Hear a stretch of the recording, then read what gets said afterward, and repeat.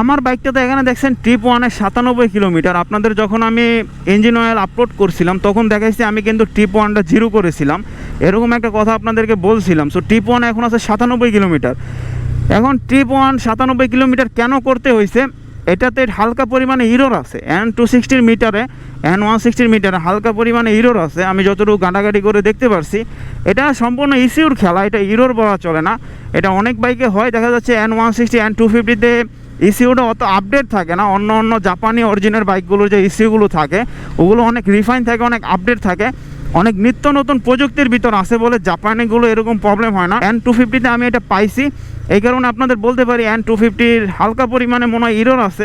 Error না থাকলে এরকম হওয়ার কথা না। আমার এখানে আপনার 97 কিলোমিটার এখন আছে, কিন্তু আমার বাইকটা অলমোস্ট আরও 2 দিন আগে থেকে আমি দেখতেছি বাইকের মিটার লক হয়ে আছে, মানে কোনো কিলোমিটার শো করতেছে না। ট্রিপ ওয়ানে তো কিলোমিটার শো করতেছে না, আর ট্রিপ টুতে তো আমি আসলে মাইলেজের একটা হিসাব করি, ক্যালকুলেশন করি, এই কারণে ওইটা আমি আর লক্ষ্য করি না। তারপর ট্রিপ ওয়ানটা আমি কেন রে বাড়তেছে না কেন, আমি তো 2 দিনে অলমোস্ট বাইক চালায় ফেলছি 150 কিলোমিটার উপরে হবে, কিন্তু আসলে আমার বাইকের মিটার বাড়তেছে না কেন, কী সমস্যা হয়েছে আমি মানে ঘাবড়ায় যাই। পরবর্তীতে আমার এলাকার যে মিস্ত্রি ওর কাছে নিয়ে যাই যে দেখ তো কী হয়েছে, ওও ধরতে পারে না। ওই কইছে ভাই এটা আপনার কী হয়েছে আমরা তো বলতে পারতেছি না, আমরা বুঝতে পারতেছি না। পরবর্তীতে আমি একটু হালকা এটা নিয়ে ঘাটাঘাটি করি, ইউটিউবে বিভিন্ন আপনার N160 স্পেসিফিকেশনের যে বইটা আছে, N250 স্পেসিফিকেশনের বইটা, 2টা বই বাংলাদেশে এক জায়গায় দেয়। তো এই কারণে বাংলাদেশে একটা N160 বই N250-র সাথে দেয়। আমি এটা লক্ষ্য করে যতটুকু বুঝতে পারছি যে এটার মিটার অটোমেটিক্যালি যে আপনার 1000 কিলোমিটার হইলে যে অটোমেটিক্যালি আপনার রিস্টার্ট সেটা হয় না। যেমন ইয়ামার বাইকগুলো, ইয়ামা FZ ভার্সন 3 ডিলাক্স, ওই বাইকটাতে অটোমেটিক্যালি কিন্তু আপনার ইসিউ যে সিস্টেম ওইটা সিস্টেম করা আছে।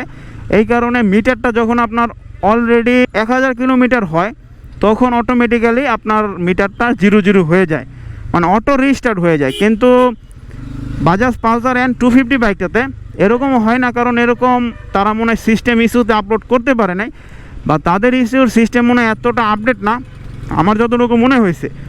আমি এর আগে সুজুকি SF বাইক চালাইছি, SF বাইকও কিন্তু আপনার FI বাইক ছিল, ওইটা তো ইসিউ ছিল, ওইটাতে এমন কোনো প্রবলেম আমি পাই নাই। ওইটা তো দেখা যাচ্ছে ট্রিপ ওয়ানে আমি যদি ফুল সিনথেটিক বইটা 3000 কিলোমিটার চালাইতাম তো পরবর্তী 3000 কিলোমিটারই থাকবে, কিন্তু আমার এটাতে 999.9 কিলোমিটার হওয়ার পর আর কিলোমিটার উঠতেছে না।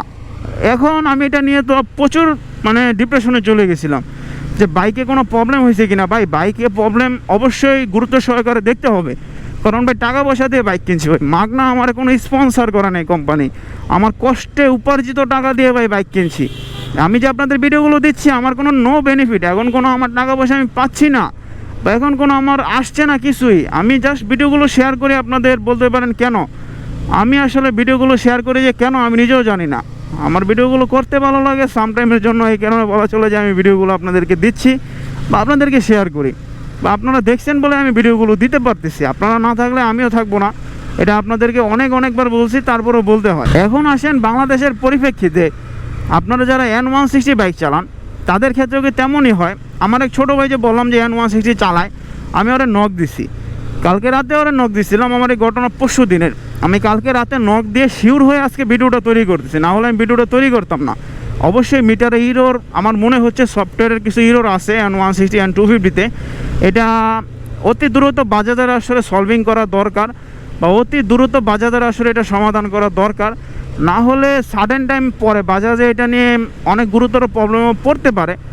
যদিও বা বাংলাদেশে ওরকম কোনো সমস্যা হবে না, কাস্টমারের স্যাটিসফ্যাকশন বলতে বাংলাদেশে লয়ালিটি বলেন কোনো কিছুই আসলে কোম্পানিগুলো ফলো করে না, বা ল অ্যান্ড অর্ডার বলেন কোনো কিছুই কোম্পানি আসলে ফলো করে না। কোম্পানি জাস্ট তাদের কি করে ইনকাম বৃদ্ধি করা যায় এটা আসলে সর্বোচ্চ গুরুত্ব সহকারে দেখে, বা সবচেয়ে বেশি গুরুত্ব সহকারে দেখে। বাংলাদেশের কোম্পানিগুলো ম্যাক্সিমাম আসলে এই স্ট্যান্ডার্ডই ফলো করে। ওই লোকটা আসলে বাইরে ঝুলে আছে রে ভাই, না জানি বাস থেকে পড়ে যায়, আর বাসও দেখেন ঠিক মতো আপনার রাউন্ড করতে পারতেছে না, এত লোক নিচ্ছে। মানে এই পরিবহনগুলো যে অত অনিয়ম বাংলাদেশে এত পরিমাণে ঝামেলা সৃষ্টি করে, এই লোকটা এইভাবে ঝুলে আছে না জানি পইরা যায়। পুরুষ মানুষ আসলে সস্তা না রে ভাই, পুরুষ মানুষ অনেক কষ্ট করতে হয় প্র্যাকটিক্যাল লাইফে। পরিবারকে খুশি রাখার জন্য প্রতিটা পুরুষ মানুষই অনেক অনেক অনেক অনেক কষ্ট করে থাকেন। আপনাদের প্র্যাকটিক্যাল লাইফে আপনারা কেমন কষ্ট করতেছেন সেটাও কমেন্ট করে জানাতে পারেন। আমার প্র্যাকটিক্যাল লাইফে ভাই প্রচুর স্ট্রাগল করতেছি আমি বর্তমানে বিভিন্ন কিছু নিয়ে ভাই, শুধু ভিডিও তৈরি করা নিয়ে না, আমার একটা ছোটোখাটো বিজনেস আছে, বিজনেস থেকে ধরে সব কিছু নিয়ে আমি প্রচুর পরিমাণে স্ট্রাগলের ভিতর বর্তমানে যাচ্ছি। এই কারণে আমি নিজেও আসলে ভাই অনেক ডিপ্রেশনে যাই মাঝে মাঝে, আবার মাঝে মাঝে ডিপ্রেশন থেকে বের হয়ে আসি। সো সামটাইমের জন্য এটা দরকার আছে আমার মনে হয়। সো যেটা নিয়ে ভিডিও তৈরি করতেছিলাম ওইটা বলি। এখন N160 N250 এই জিনিসটা কেন বাজাজ রাখছে, এটা যদি অটোমেটিক রিস্টার্ট হতো তাহলে কোনো প্রবলেম ছিল না। এখন আমার মনে হয় যেটা তারা যে ইঞ্জিন অয়েলগুলো বাংলাদেশে সাজেস্ট করে বা মোবিলগুলো বাংলাদেশে সাজেস্ট করে, যেই ক্যাটাগরি ইঞ্জিন অয়েল তারা সাজেস্ট করে, যেমন আপনার মোবিল 10W2050 সুপার যেটা মোবিলের, আর হলো বাজাজ DTSI, এই দুইটা মোবিলই তো তারা সাপোর্ট করে বা ইঞ্জিন অয়েলই তো তারা সাপোর্ট করে। সো এই দুইটাই আপনার দেখা যাচ্ছে 1000 কিলোমিটার পর ড্রেন দিয়ে দিতে হয়। এই কারণে মনে হয় তারা এরকম একটা জিনিস করে রাখছে যে 999.9 হলে আপনাকে কোনো কিছুই দেখবেন না, মানে মিটারে বাড়তেছে, আপনি ওইটা ইজিলিভাবে এটাকে সার্ভিস অথবা মোবিল ড্রেন দেওয়ার জন্য নিয়ে আসতে হবে। এটা হয়তো তাদের একটা বিজনেস পলিসি বা এটা হয়তো তাদের একটা বিজনেস স্ট্র্যাটেজি, যেটা তারা ফলো করে আসলে তাদের ব্যবসায় প্রবৃদ্ধি বাড়ানোর জন্য বলা চলে, বা তাদের ব্যবসায় একটু হালকা পাতলা দেখা যাচ্ছে আপনার সিস্টেমেটিক আনচেঞ্জ বা সিস্টেমেটিক চেঞ্জের কারণেও বলা চলে এটা করছে। এটা আসলে সাডেন টাইমের জন্য বাজাজের ক্ষেত্রে হয়তো তাদের ব্যবসায়িক দৃষ্টিকোণ থেকে ভালো হয়েছে, কিন্তু আপনার আমার দৃষ্টিকোণ থেকে ভালো নাও লাগতে পারে। এটা বাইক কোম্পানিগুলো বুঝবে না রে ভাই। বাইক কোম্পানিগুলো তাদের যে মোবিল বা তাদের যে ইঞ্জিন অয়েলগুলো বিক্রি করে লাভ হয় ওগুলোই তারা করবে। এখন আমার আপনার কাস্টমারের স্যাটিসফ্যাকশন বাংলাদেশের বাইক কোম্পানিগুলো কখনোই বুঝে না, এটা বুঝবেও না। এটা আসলে ইউনিভার্সাল ট্রুথে পরিণত হয়েছে। আমার ক্যামেরাটা যখনই বন্ধ হয়ে যায় না কেন, আপনারা অবশ্যই চ্যানেলটা সাবস্ক্রাইব করেন, কমেন্ট করে জানান ভিডিওটা কী করে ডেভেলপ করে যায়, একটি করে লাইক দিয়ে দেবেন। কারণ ক্যামেরার চার্জ একদমই নাই, অলমোস্ট চার্জ আছে 15%। সো 15% দিয়ে কতটুকু ভিডিও তৈরি করা যায় আমি বলতে পারতেছি না। তারপরে আমি ভিডিওটা কন্টিনিউ করি, কিন্তু আপনারা সাবস্ক্রাইব লাইক করেন, এগুলো করতে কোনো টাকা পয়সা খরচ হয় না। আর কমেন্ট করেন আপনারা কি এরকম কোনো প্রবলেম পড়ছেন কিনা, আপনারা যে বাইকটা ইউজ করতেছেন আপনাদের এখানে মিটারে কিলোমিটার হঠাৎ অফ হয়ে যায় কিনা, যেমন আমারটা অফ হয়েছে। এখন আমার এখানে 1000 হওয়ার পর আমি কেন ইঞ্জিন অয়েলটা ড্রেন দেয় না সেটা যদি আপনাদের বলতে হয়, আমি কিন্তু ফুল সেঞ্চুরিক ইঞ্জিন অয়েল ইউজ করছি, মোবিলের 7100। এই ফুল সেঞ্চুরিক ইঞ্জিন অয়েলটা আমি অলমোস্ট 3000 কিলোমিটার চালাবো। এখন অলমোস্ট 1103 কিলোমিটার হয়েছে, মানে 1100 পরে 3 কিলোমিটার আবারও চলছে। এখন আমার মনে হয় এটা 1200-র মতো হয়ে গেছে। কারণ ওই যে আমি বললাম আমি 2 দিন কোনো মিটার রিডিং পাই নাই, তো 2 দিন মিটার রিডিং পাই নাই দেখে এখন বলা যায় যে অলমোস্ট 1200 কিলোমিটার মতো হয়ে গেছে।